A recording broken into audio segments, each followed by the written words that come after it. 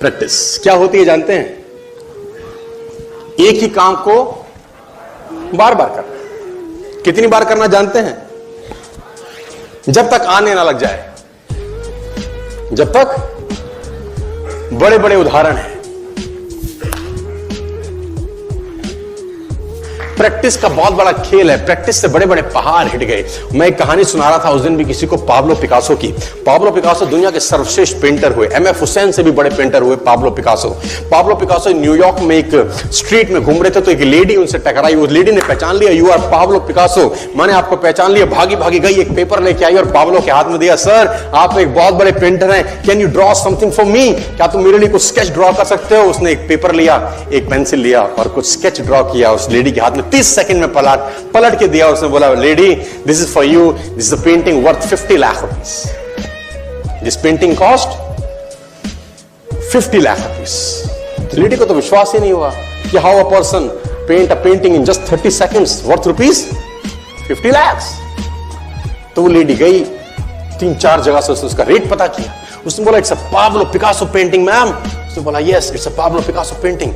कितने का खरीदोगे? मैडम कम से कम 50 लाख रुपए हम आपके दे सकते हैं इसकी। Lady was shocked, my dear, she was shocked. 50 lakh रुपए की पेंटिंग 30 सेकंड में। उसने पता किया पाब्लो पिकासो कहां रहते हैं। ढूंढी ढूंढी ढूंढी, एग्जीबिशन कहीं थी पाब्लो पिकासो की।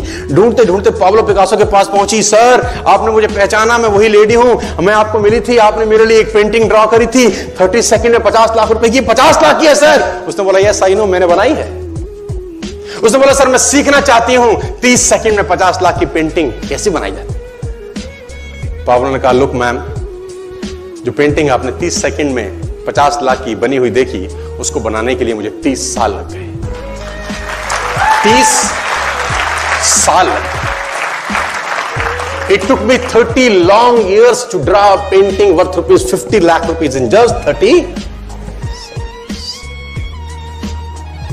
ये कुछ भी कर सकता है सर। कहानियां भरी पड़ी हैं प्रैक्टिस के समुद्र के अंदर। आप निकालें, कहानियां हैं ही हैं। लोग जिंदगी का सबसे छोटा, सबसे कीमती लफ्ज भूल गए हैं, प्यार। गुरूर और अहंकार से कलाकार कभी ऊंचा नहीं हो सकता है। कलाकार तो एक फल भरी टहनी की तरह है, जितने फल ज्यादा लग जाते हैं टहनी उतनी झुक जाती है। इस दुनिया में जब तक भलाई रुपए और पैसों से ना तोली जाए, वो भलाई नहीं कहलाती।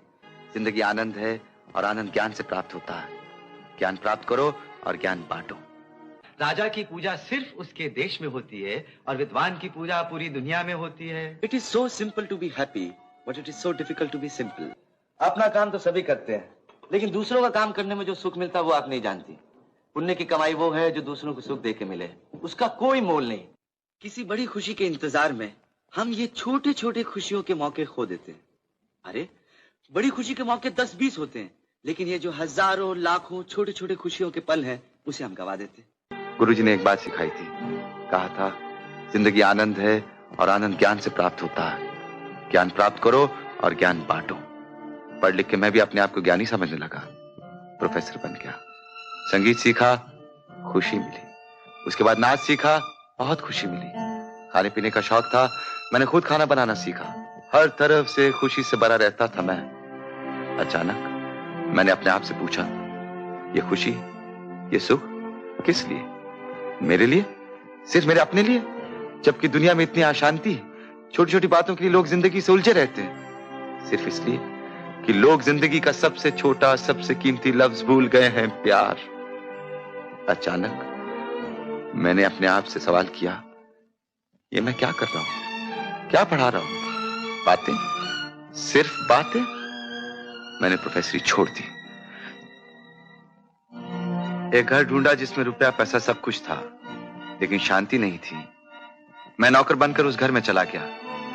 यकीन मानो मैंने उन्हें कुछ नहीं सिखाया, सिर्फ उन्हें वो छोटी छोटी बातें याद दिला दी जो वो भूल गए थे। प्यार उन सब में था, लेकिन उस पर थोड़ी सी धूल जम गई थी। मैंने सिर्फ वो धूल साफ कर दी और कुछ नहीं किया। उस घर में सुख, शांति, सब कुछ आ गई। मेरा सुख, मेरी खुशी 4 गुना बढ़ गई। बस तब से मैंने ये व्रत किया। उसके बाद दूसरे घर गया, दूसरे से तीसरे, करते करते इस घर में आया।